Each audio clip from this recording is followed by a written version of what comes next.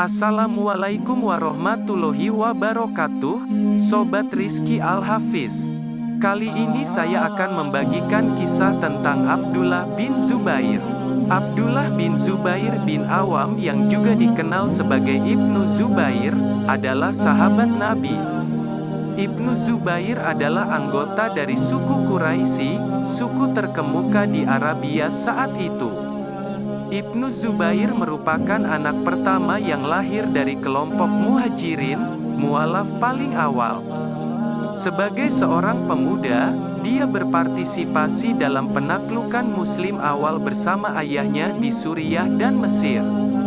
Ia juga memainkan peran dalam penaklukan Afrika Utara dan Iran Utara pada tahun 647 dan 650.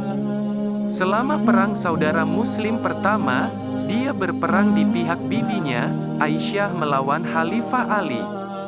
Meskipun sedikit yang terdengar tentang Ibnu Zubair selama masa pemerintahan berikutnya dari Khalifah Umayyah pertama, Muawiyah pertama diketahui bahwa dia menentang penunjukan atas putranya, Yazid I, sebagai pengganti Muawiyah I.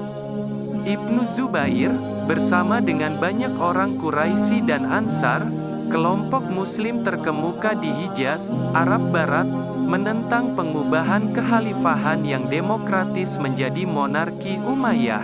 Ibnu Zubair memosisikan dirinya di Makkah dan menggalang oposisi penentangan terhadap Yazid, yaitu pada tahun 680 sampai 683, sebelum akhirnya memproklamasikan dirinya sebagai khalifah setelah kematian Yazid pada tahun 683, yang menandai dimulainya Perang Saudara Kedua.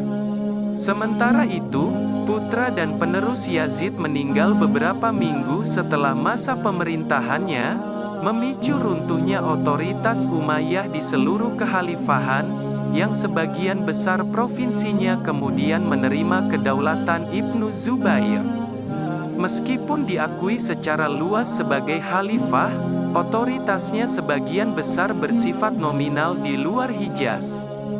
Pada tahun 685, kekhalifahan Umayyah telah dibentuk kembali di bawah kepemimpinan Marwan pertama di Suriah dan Mesir, sementara otoritas Ibnu Zubair ditentang di Irak dan Arab oleh pasukan Banu Ali dan Khawarij. Saudara laki-laki Ibnu Zubair, Mus'ab, menegaskan kembali kedaulatan Ibnu Zubair di Irak pada tahun 687, tetapi ia dikalahkan dan dibunuh oleh penerus Marwan, yaitu Abdul Malik pada tahun 691. Komandan Umayyah Al-Hajjaj bin Yusuf menggerakkan pasukannya untuk mengepung Makkah, sehingga akhirnya Ibnu Zubair terbunuh di sana pada tahun 692. Melalui prestise ikatan keluarganya dan hubungan sosial dengan Nabi Islam yaitu Nabi Muhammad dan hubungannya yang kuat dengan kota suci Makkah, Ibnu Zubair mampu memimpin faksi Muslim yang menentang pemerintahan Umayyah. Dia berusaha untuk membangun kembali Hijaz sebagai pusat politik kekhalifahan. Namun, penolakannya untuk meninggalkan Makkah menghalangi dia untuk menjalankan kekuasaan di provinsi-provinsi yang lebih padat penduduknya sehingga dia lebih bergantung pada saudaranya, Mus'ab dan para loyalis lainnya. Dengan demikian, ia hanya memainkan peran aktif yang kecil dalam perjuangan yang dilakukan atas namanya. Abdullah bin Zubair lahir di Madinah yaitu di Hijaz, Arab Barat, pada Mei tahun 624. Dia adalah putra tertua Zubair bin Awam, seorang sahabat Nabi Muhammad dan seorang tokoh Muslim terkemuka. Dia berasal dari klan Bani Asad dari Quraisy, suku dominan di Makkah, pusat perdagangan di Hijaz dan lokasi Ka'bah, tempat suci paling suci dalam Islam.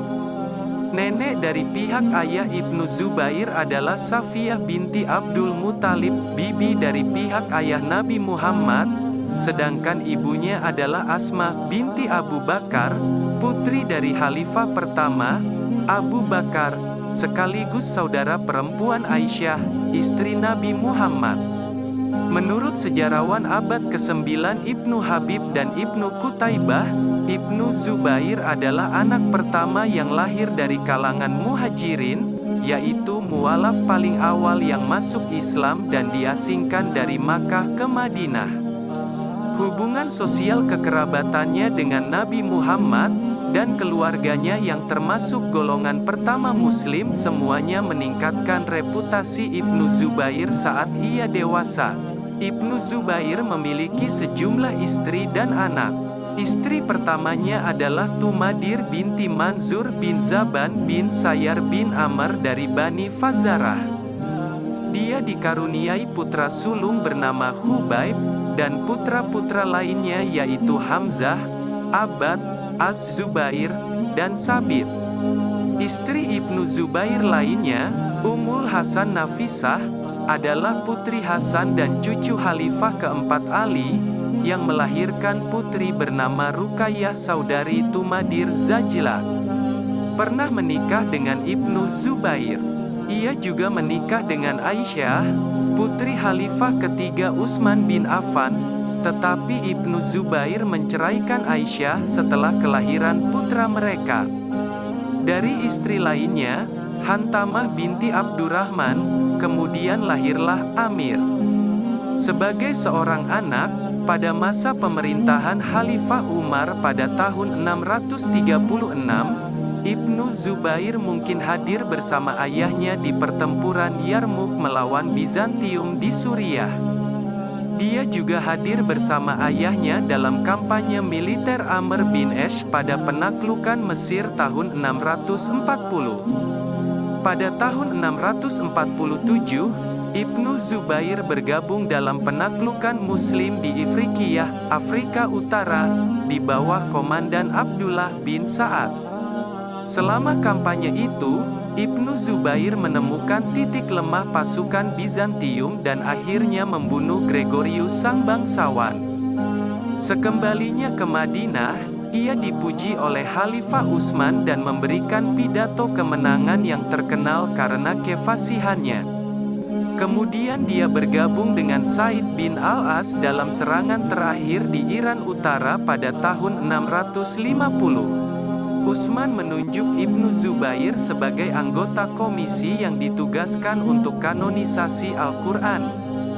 Selama pengepungan pemberontak terhadap rumah Utsman pada bulan Juni tahun 656, Khalifah menempatkan Ibnu Zubair sebagai penanggung jawab pertahanannya dan Ibnu Zubair juga dilaporkan terluka dalam peristiwa tersebut.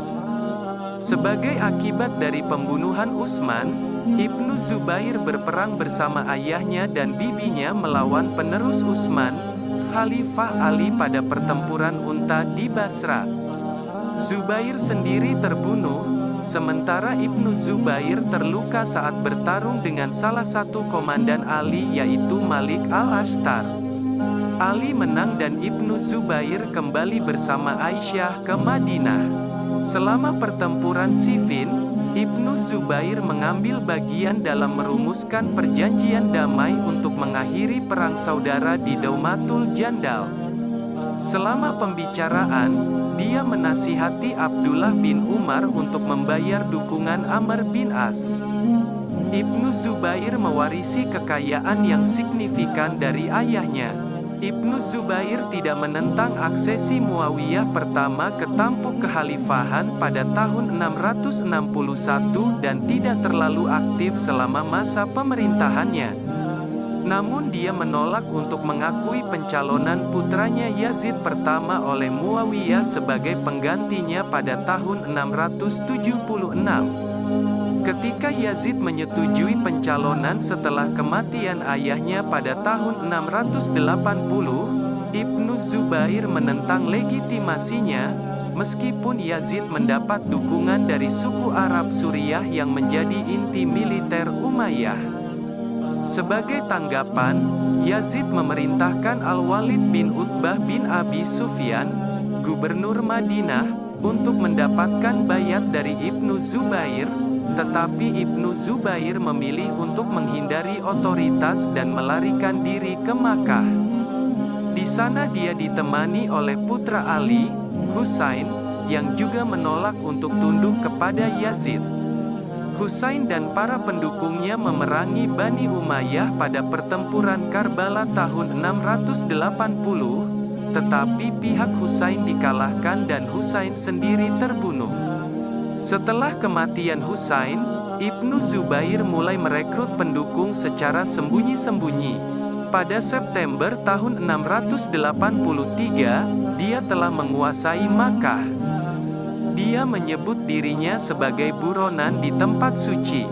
Yazid memerintahkan gubernur Madinah, Al-Ashdaq, untuk menangkap Ibnu Zubair. Gubernur menginstruksikan saudara laki-laki Ibnu Zubair yang diasingkan sekaligus kepala syurtah, pasukan keamanan Madinah, Amr, untuk memimpin ekspedisi. Namun, pasukan Umayyah disergap dan Amr ditangkap dan kemudian dibunuh saat ditawan. Ibnu Zubair menyatakan tidak sahnya kekhalifahan Yazid dan bersekutu dengan kaum Ansar Madinah, dipimpin oleh Abdullah bin Hanzalah, yang telah menarik dukungan untuk Yazid karena dugaan ketidakwajarannya. Ibnu Zubair juga mendapat dukungan dari gerakan Khawarij di Basra dan Bahrain, yaitu di Arab Timur.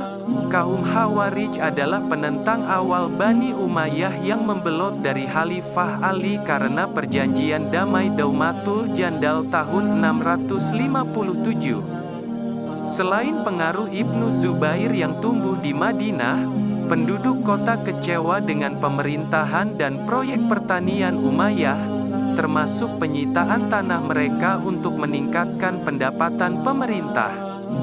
Sementara itu, menanggapi peningkatan oposisi di seluruh Arab, Yazid mengirim pasukan ekspedisi Arab Suriah yang dipimpin oleh Muslim bin Uqbah untuk menekan Ibnu Zubair dan Ansar.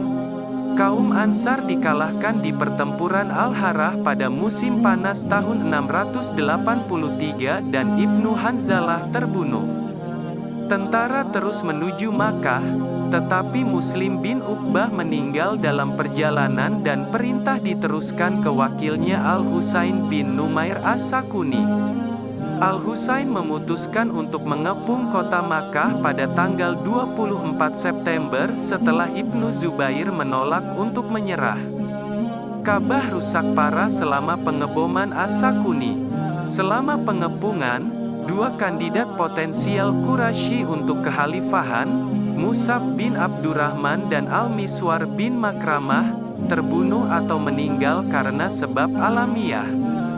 Pada bulan November, berita kematian Yazid mendorong As-Sakuni untuk bernegosiasi dengan Ibnu Zubair. As-Sakuni mengusulkan untuk mengakuinya sebagai khalifah dengan syarat bahwa Ibnu Zubair akan memerintah dari Suriah, pusat militer dan administrasi Umayyah. Ibnu Zubair menolak ini dan tentara As-Sakuni mundur ke Suriah, meninggalkan Ibnu Zubair yang mengendalikan Hijaz dan Makkah. Kematian Yazid dan selanjutnya penarikan pasukan Umayyah dari Hijaz memberi kesempatan kepada Ibnu Zubair untuk mewujudkan aspirasinya untuk kekhalifahan. Dia segera menyatakan dirinya sebagai Amirul Muminin, pemimpin orang-orang beriman, gelar yang secara tradisional diperuntukkan bagi khalifah, dan menyerukan semua muslim untuk memberinya sumpah setia. Dengan kematian kandidat Hijaz potensial lainnya, Ibnu Zubair menjadi penantang terakhir untuk kekhalifahan di antara faksi anti-Umayyah di Makkah dan Madinah dan sebagian besar kelompok mengakuinya sebagai pemimpin mereka, kecuali klan Bani Hashim yang merupakan klan asal Muhammad dan Banu Ali. Dukungan Bani Hashim dianggap sangat penting oleh Ibnu Zubair untuk mendapatkan legitimasi sebagai khalifah. Perwakilan terkemuka Bani Hashim di Hijaz, Muhammad bin Al-Hanafiyah, saudara tiri Husain bin Ali, dan sepupu mereka Abdullah bin Abbas, menunda sumpah mereka dengan alasan perlunya konsensus yang lebih kuat di komunitas muslim yang lebih luas.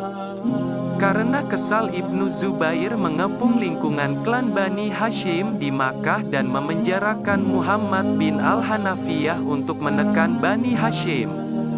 Sementara itu, Khawarij di bawah pimpinan Najdah bin Amir di Yamamah, Arab Tengah, meninggalkan Ibnu Zubair begitu dia meneruskan klaimnya atas kekhalifahan, sebuah institusi yang mereka tolak, dan Ibnu Zubair sendiri menolak untuk meyakini doktrin mereka.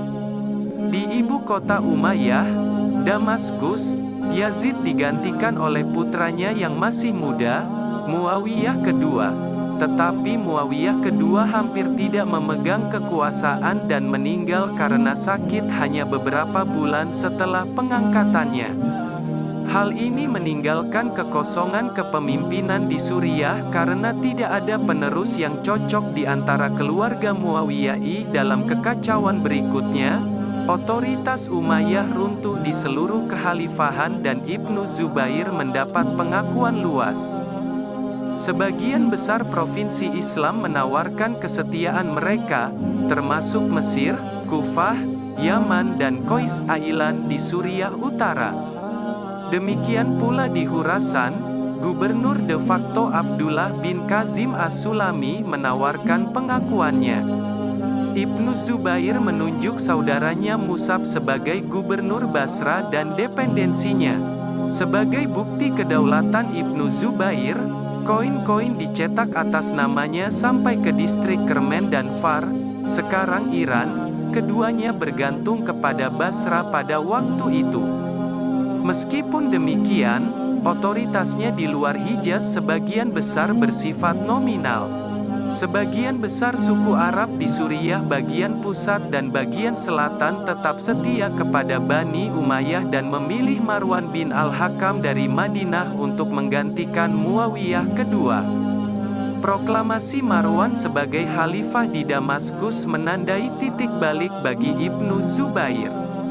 Partisan Marwan, yang dipimpin oleh Ubaidullah bin Ziyad, secara meyakinkan mengalahkan suku Qaisi yang dipimpin oleh Ad-Dahak bin Qais pada pertempuran Marjrahid bulan Juli tahun 684. Suku Qaisi yang masih hidup melarikan diri ke Al-Jazirah, Mesopotamia atas, di bawah kepemimpinan Zufar bin Al-Harits Al-Kilabi yang mempertahankan pengakuannya atas kekhalifahan Ibnu Zubair. Namun, pada Maret tahun 685, Ibnu Zubair kehilangan provinsi Mesir yang penting secara ekonomi karena Marwan. Gagalnya negosiasi antara Ibnu Zubair dan Al-Mukhtar Ats-Sakafi kemudian memberi masalah bagi hubungan Ibnu Zubair dengan keluarga Banu Ali.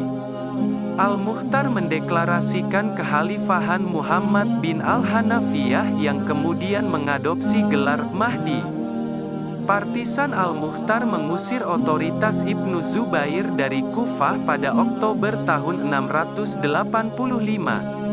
Al-Mukhtar kemudian mengirim pasukan Kufan ke Hijaz untuk membebaskan Muhammad bin Al-Hanafiyah. Otoritas Musab di Basra dan Khurasan juga mulai goyah, tetapi akhirnya diamankan setelah Musab mendapatkan dukungan dari kepala Bani Azad yang kuat dan pemimpin militer Khurasan, Al-Muhallab bin Abi Sufra. Musab juga memperoleh dukungan dari pembelotan ribuan orang Kufah dan bersama-sama mereka mengalahkan dan membunuh Al-Mukhtar pada bulan April tahun 687. Ibnu Zubair kemudian memberhentikan Musab dari jabatannya pada 686 atau 87 dan mengangkat putranya sendiri Hamzah sebagai gubernur Basra. Ibnu Zubair juga mengirim pasukan yang dipimpin Abdullah bin Umair al-Laiti untuk mengusir Khawarij Najdiyah dari Bahrain setelah mereka menyerbu provinsi tersebut. Tetapi pasukan Ibnu Zubair berhasil dipukul mundur. Hamzah terbukti tidak kompeten dalam pemerintahannya di Irak, dan setelah kegagalannya mengirimkan pendapatan provinsi ke kas negara di Makkah, dia diberhentikan dan diduga dipenjarakan oleh ayahnya. Mus'ab diangkat kembali sebagai gubernur tak lama kemudian pada 687 atau 688. Pada saat itu, kaum Khawarij menaklukkan Yaman dan Hadramaut, sedangkan pada tahun 689, mereka menduduki Taif, tetangga selatan Makkah. Kekalahan Al-Mukhtar, yang menentang Ibnu Zubair dan Bani Umayyah, menjadikan Ibnu Zubair dan pewaris Marwan, Abdul Malik pada tahun 685–705 sebagai dua pesaing utama untuk kekhalifahan.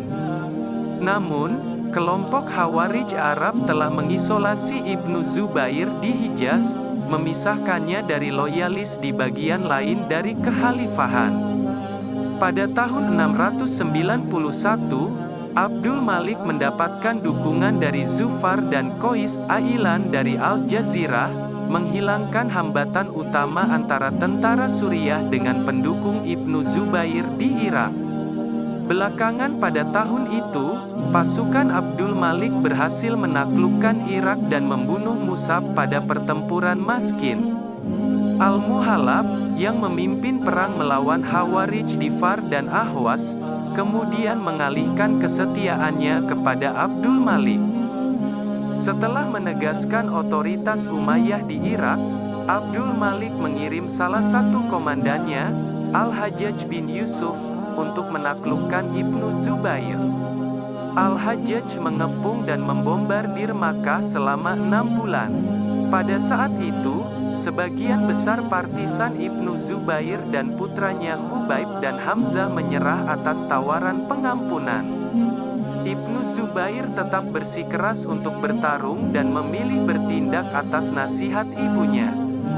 Ibnu Zubair masuk ke dalam medan perang yang pada akhirnya dia dibunuh pada tanggal 3 Oktober atau tanggal 4 November tahun 692. Dalam sebuah anekdot yang dicatat oleh At-Tabari, disebutkan bahwa ketika Al-Hajjaj dan letnan komandannya, Tariq bin Amr, berdiri di atas jenazah Ibnu Zubair, Tariq berkata tentang Ibnu Zubair, dia tidak memiliki parit pertahanan maupun benteng, namun dia menganggap dirinya setara dengan kita, dan bahkan mengalahkan kita setiap kali kita bertemu dengannya. Al-Hajjaj menggantung jenazah Ibnu Zubair di Gibet dan jenazah itu tetap dibiarkan sampai Abdul Malik mengizinkan Asma untuk mengambil jenazah anaknya. Jenazahnya kemudian dimakamkan di rumah neneknya, Safiyah di Madinah. Kemenangan Bani Umayyah dan kematian Ibnu Zubair menandai berakhirnya fitnah kedua. Setelah menang, Abdul Malik menyita tanah milik Ibnu Zubair di Madinah dan tempat lain di Hijaz. Khalifah kemudian mengembalikan beberapa properti kepada putra-putra Ibnu Zubair atas permintaan Sabit.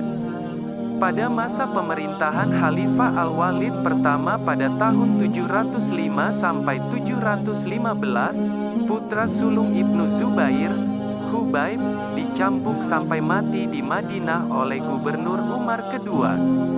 Sementara itu, Sabit telah mendapat dukungan khusus dari penerus Al-Walid, Khalifah Sulaiman bin Abdul Malik pada tahun 715–717, yang setuju untuk mengembalikan sisa tanah yang disita kepada putra-putra Ibnu Zubair.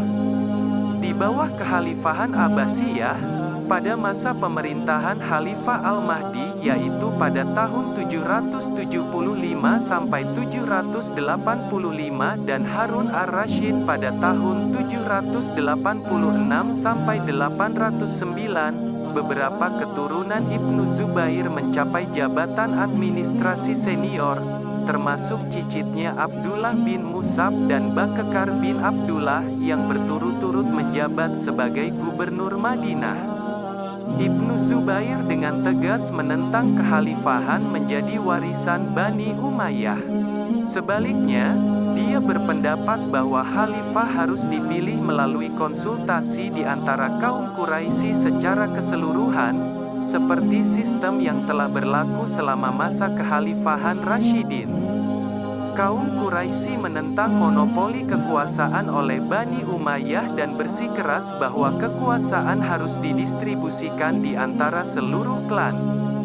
Namun selain keyakinan ini, Ibnu Zubair tidak mensponsori doktrin agama atau program politik apapun, tidak seperti gerakan Banu Ali dan Khawarij kontemporer.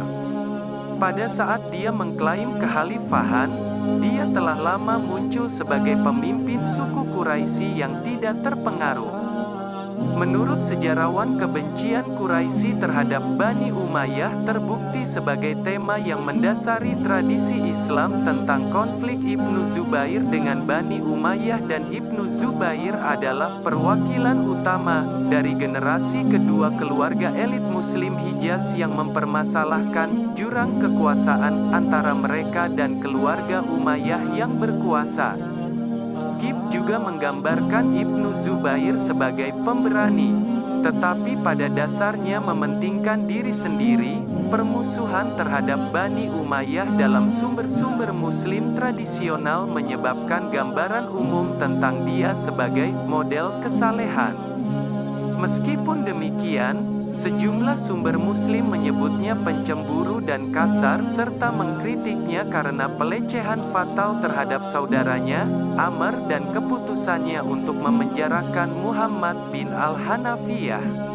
Ibnu Zubair menggalang perlawanan terhadap Bani Umayyah di Hijaz melalui markasnya di Makkah, kota suci utama Islam, dan prestisnya sebagai generasi pertama Muslim yang memiliki ikatan keluarga dengan Nabi Muhammad. Dia bertujuan untuk mengembalikan keunggulan politik Hijaz seperti sebelumnya. Setelah pembunuhan Utsman, posisi Hijaz sebagai pusat politik kekhalifahan dipindahkan ke Kufah di bawah kekuasaan Ali dan kemudian dipindahkan lagi ke Damaskus atas perintah Muawiyah I. Untuk itu Ibnu Zubair mengembangkan hubungan yang kuat dengan Makkah dan Ka'bahnya yang juga digabungkan dengan penguasaannya atas kota tersuci kedua Islam di Madinah. Hal ini meningkatkan prestisnya dan memberikan karakter suci pada kekhalifahannya. Ibnu Zubair menolak tawaran dukungan dari tentara kekhalifahan yang berbasis di Suriah diantaranya karena hal itu akan mengharuskannya pindah ke Damaskus. Kota-kota lain juga tersedia baginya, tetapi Ibnu Zubair memilih untuk tetap tinggal di Makkah, kota suci tempat dia memberikan arahan kepada para pendukungnya di wilayah lain. Hal ini membatasi dia untuk memberikan pengaruh langsung di provinsi yang lebih besar dan berpenduduk lebih banyak, khususnya Irak, tempat saudara laki-lakinya yang lebih duniawi memerintah dengan kebebasan praktis. Di Jazirah Arab, kekuatan Ibnu Zubair sebagian besar terbatas pada Hijaz dengan Khawarij yang memegang pengaruh lebih besar.